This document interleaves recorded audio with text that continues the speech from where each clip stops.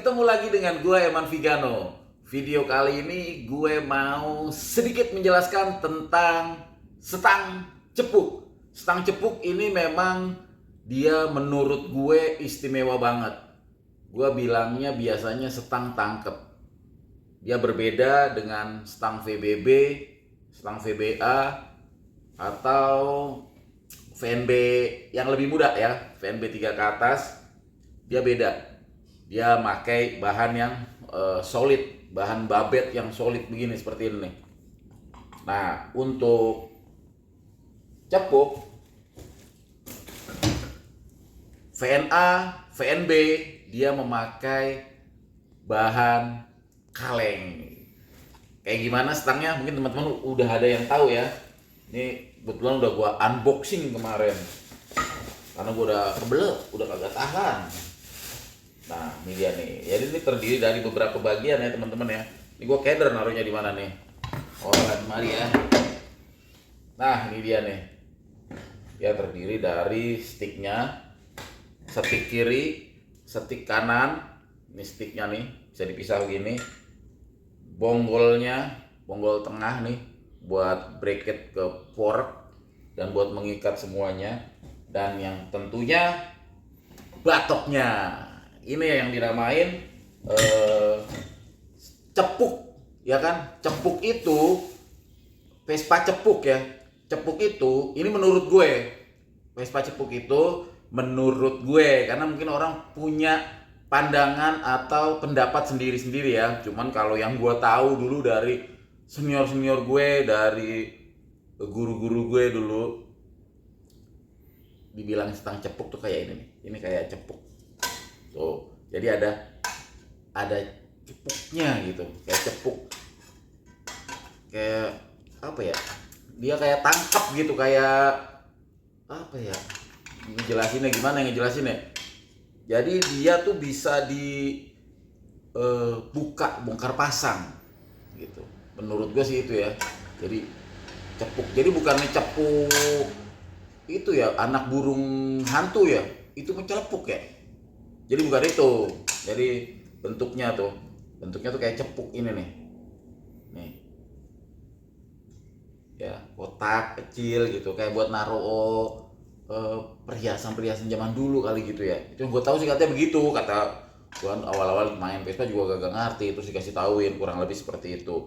Nah, dia bahannya dari kaleng plat gitu, dari plat. Kalau kaleng kayaknya kaleng kerupuk banget ya, tipis ya. Nah, ini dari plat. Tapi platnya juga nggak yang setebel-tebel amat tuh. Tapi dia dari plat terpisah. Ini yang bikin istimewa. Jadi ini gue kali lagi gue keder banget taruhnya. Jadi ini bonggol tengahnya masuk ke sini, cerot. Ini ada klipnya, makanya nggak sampai full. Ini harus sampai full. Aduh, tangan gue jadi kotor, jadi demek dah, udah ganteng begini.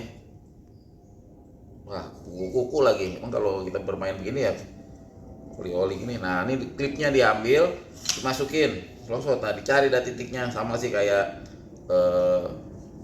Vespa Super juga ada klipnya juga ya kan. Nah, ini dimasukin lagi satunya lagi. Nah, ini harusnya ada klipnya juga sama. Ini buat balik lagi cuy. Ini begini nih. Nah, ini begini. Tunggu. Begini harusnya. Begini. Kita atur. Nah, ini gini.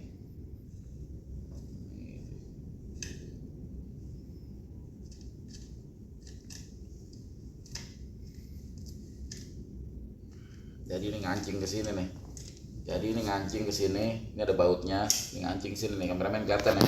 Nih, maju aja kameramen nih ke sini. Jadi ini bautnya dibuka dulu, masuk ke sini, terus dia ngancing. Ya. Ini gasnya, lintiran gasnya. Nah, ini bawah gini ya. Nah, ini ngebracket ke bawah sini. Bracket ke sini nih. Ini sini. Masukin ya. Cek. Des. Nah, baru masukin ke begoni. Cek. Udah masuk begini, diterapin. Ini ada klipnya, dimasukin. Cus. Nah, ini dia bentuknya. Makanya ini dibilang setang tangkep karena ditangkep brek gitu. Setang ini menjadi istimewa karena dulu di zamannya era racing-racingan, ya kan, zamannya berbarengan sama zaman setang Batman. Mungkin buat teman-teman pernah ada yang ngerasain. Gua akan coba cari potongan gambarnya ya, setang Batman yang kayak gimana gitu. Jadi teman-teman bisa punya ada bayangan setang Batman tuh yang kayak gimana sih bang? Mungkin yang era sekarang mungkin belum ngalamin setang Batman. Nih gambarannya setang Batman. Jebret. Setang Batman ini dulu seneng banget. Maksud gue disenengin banyak orang banget karena simple kan, nggak masukin selongsong kabelnya, masukin kabelnya tuh kalau seandainya putus tali kupling apa gampang gitu. Jadi di luar telanjang modelan stangnya gitu. Nah itu suka jadi bahan tukeran juga. Biasanya sering dipakai sama anak-anak ekstrim zaman dulu. Nah, karena apa? Karena mudah lagi itu, mudah dan bentuknya ya nggak kayak standar gitu. Nah biasanya gue suka ya udah kalau lo bosen pakai setang VBB-nya ya kan, barter aja sama setang Batman. Tentunya gue nambah ya kan, nambah Q. Nah ini dia nih. Jadi zaman dulu tuh ketika musimnya main racing-racingan ini copot, otomatis diangkat dulu nih, copot dari poreknya. Udah lu begini aja nih, cet, udah racing aja ya kan tuh. Bener nggak? Tinggal lampu aja dah, pakai lampu fog lamp mobil tuh, biasanya begitu, yang warna kuning. Biasanya, tapi itu keluar dua ya, ada yang kuning ada putihnya. Lu mau pakai yang mana? Lampunya terang. Tuh gitu. Nah sekarang masuk ke bang. Sekarang kan zamannya repro bang.